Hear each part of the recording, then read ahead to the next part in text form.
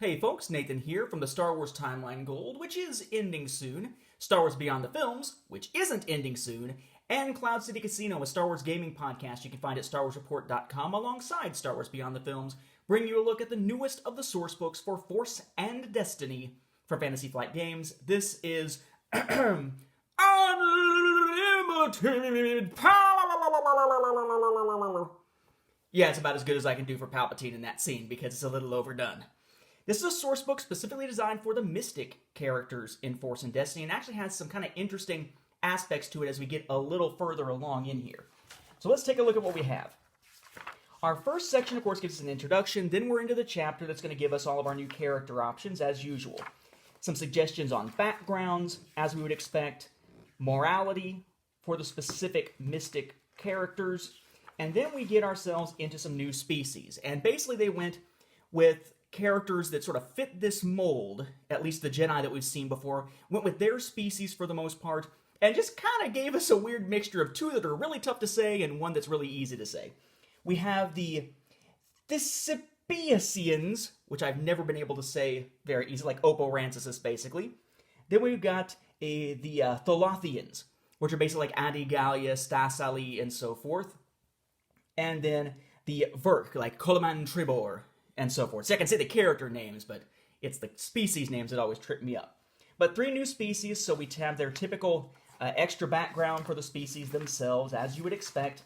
Then we get into our new specializations, and we have the Alchemist, who's basically all about sort of using the Force to manipulate the physical world, essentially.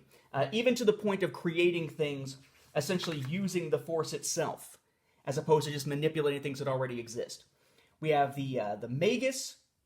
The Magus is sort of looking for the forbidden knowledge out there. No connection to the Marvel Comics character of the same name. Yeah, I've just been rereading Infinity War because I liked Infinity Gauntlet and the Infinity War movie. God, Infinity War and Infinity Crusade were terrible comics. We have the Prophet, constantly trying to see the future and so forth. You know, always in motion is the future. How do you sort of narrow down that motion to see things well? We have new talents. We have new motivations, as you would expect, and then a couple of new signature abilities. We have Prophecy, which again deals with the trying to see the future, and then Unmatched Destiny, which is kind of fitting of a name. I mean, it's sort of more like kind of an unmatched ability with a price is another way of saying it. Essentially, it's giving you some benefit, but with the added downside that it could pull you toward the dark side faster. Then we have Conjurer, which kind of goes back to the alchemy thing. This is stuff like when the Night Sisters use the Force to basically create physical weapons and such out of that green mist that they have. It's that kind of manipulation of the Force.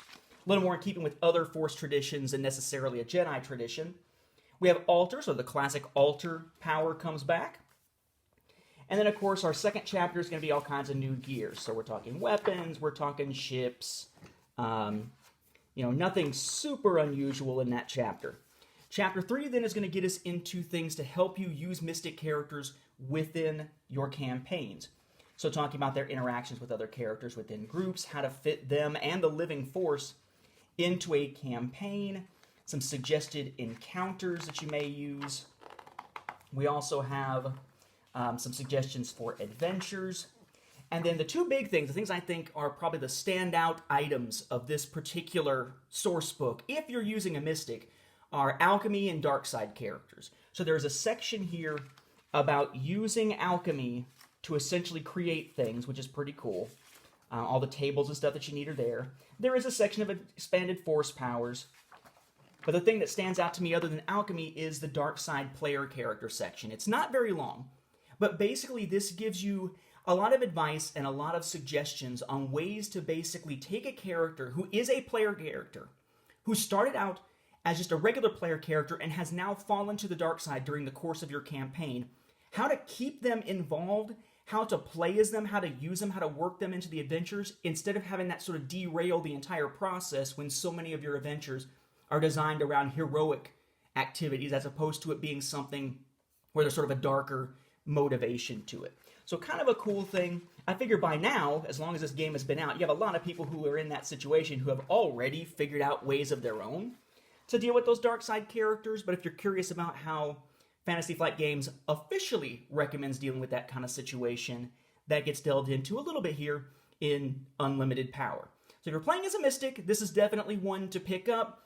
I do find that as we go along, they're still putting out these source books for specific types of characters, and it's a little bit frustrating if you start out with one of those character types early on, because now you're only really getting that stuff here years into the cycle of the game. But for those playing as Mystics or about to start a Mystic character, this is definitely one you'll probably want to pick up.